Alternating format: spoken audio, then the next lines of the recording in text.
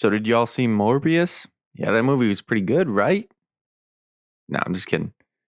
All right, so today we're actually going to talk about Sonic 2. And just for starters, I didn't really like this movie. Like there were some good parts which I'll talk about, but I don't know, I didn't like it that much. So let's start with the things that I did like about it.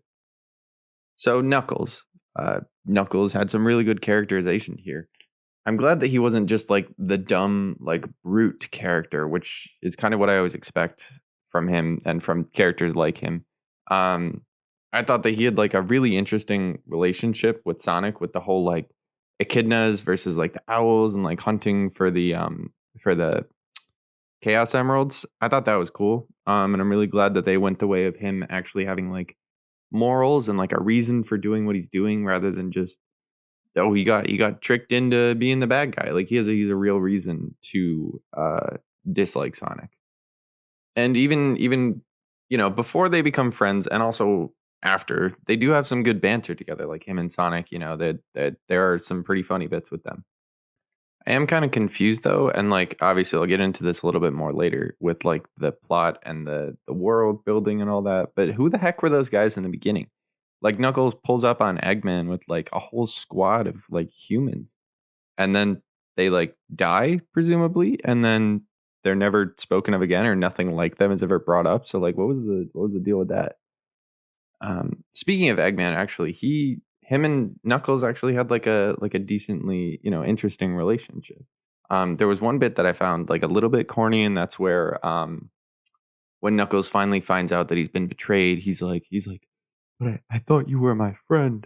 And Jim Carrey makes some like joke or does something or says something stupid, like typical bad guy stuff. Um, but I was like, why? What? That seems a little bit like too naive for the Knuckles that we've seen up to this point. But anyways, moving on to Tails. I've always kind of found him annoying, but here he was actually better than I expected. Um, he had some good banter, especially with Sonic. Sometimes a lot of the things that he did felt a little bit contrived. Um, Also, like where did he come from? Like, they have a couple of like throwaway lines about like, oh, like I left my world for this, like whatever, blah blah blah. But it's like, where did you come from? What is your world? What are you leaving behind? And is it like something that we should be worried about, or like what's going on here? There's a lot of points in there where he kind of feels like a Deus Ex Machina in a lot of ways.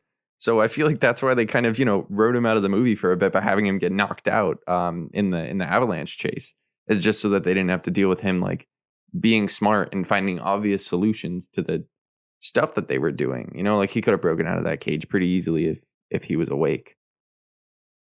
But in a lot of ways, it kind of feels like his presence was just inconsequential. Like there's a lot of things that he does, of course, and like he helps the plot move forward or whatever, but he just kind of feels like he's there because they were like, we gotta put Tails in this movie. He's a classic Sonic character, like he needs to be there. But there's no reason why he's there other than he wants to help Sonic, a guy he doesn't know and presumably has like no connection with. But speaking of Sonic, he was kind of weird in this movie. Like I guess it was fine, but I don't know. There were a lot of things that were like the Sonic centric parts. I found to be like really really weird. Like especially all the stuff with the humans. Like just at every single time that there's one of these where it's like, oh, it's like a character that you love, but now he's in the wacky world of normal life, and you got to interact with humans.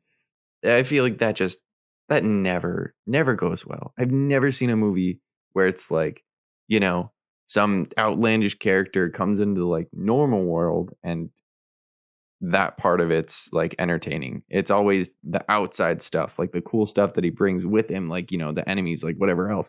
That's the cool part. No one's there to see, regular old Joe Schmo hanging out with Sonic. And like especially like the whole like dad thing, that was weird. Can we all talk about that? That was really, really weird. Like I felt like in the first movie they had much more of like a friend dynamic, and now all of a sudden they're like, let's go get our kid, and he's like calling him dad, and like, ugh, ugh. It was I didn't like it. I didn't like it at all. Um, and I felt like Sonic kind of suffered a little bit from like main character syndrome and like sequel syndrome, where like in a way it was kind of like, oh, we gotta up the stakes now, we gotta do all this stuff. So Sonic doesn't really get like a whole lot of development in this movie. And on top of that, like his powers are really, really weird in this movie. Like his whole thing is he is the fast one. But there's so many scenes where everyone's able to keep up with him just fine, And it's like, well, that's his thing. You can't take that away, or you can't make that like inconsequential. Like he is the fast one. And if Knuckles or if Tails are just as fast as him, if not faster, like that's a problem.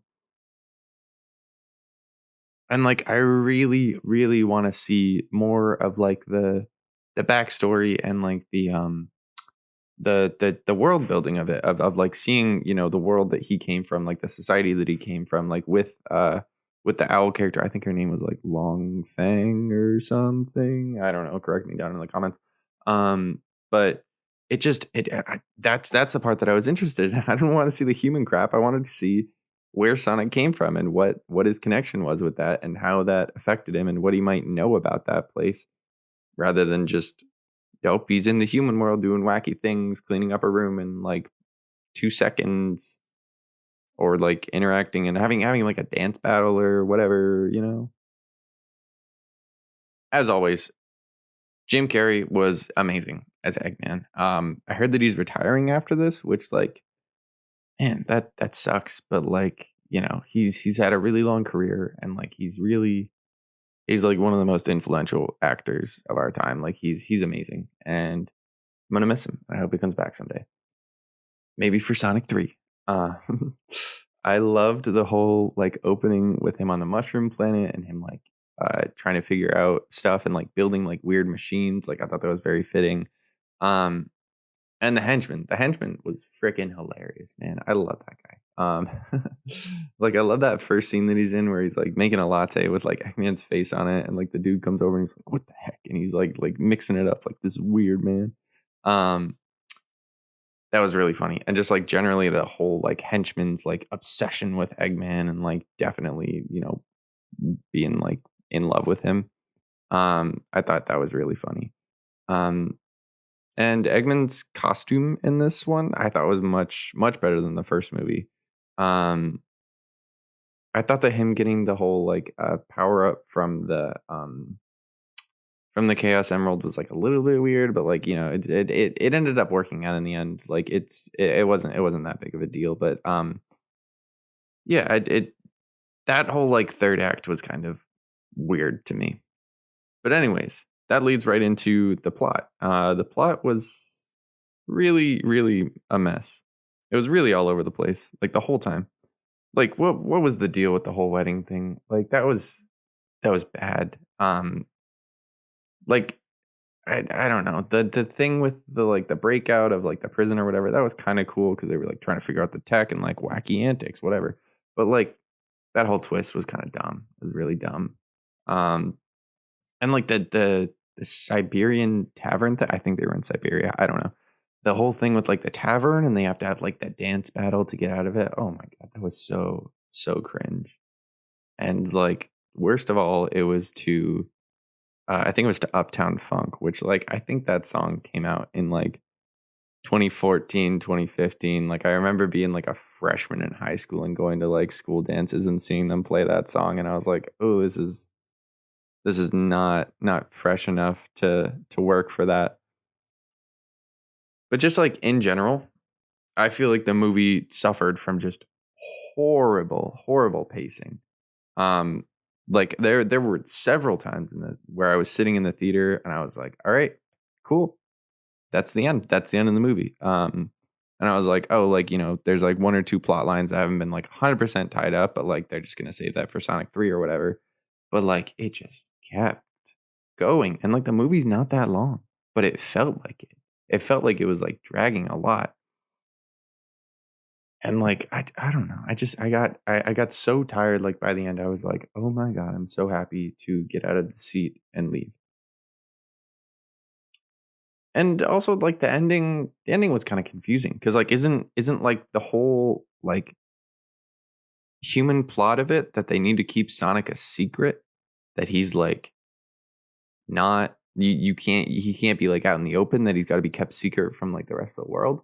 But then like at the end they're just kind of out in broad daylight, like it doesn't matter, like they're just playing baseball, like the three of them. And it just didn't make any sense like whatsoever. It's like, well, your whole point is that you need to be kept secret so that like the government or like Jim Carrey doesn't like pull up at your doorstep. But it just doesn't matter now. They're going to go get ice cream, but whatever. But anyways, those are my thoughts on the Sonic 2 movie.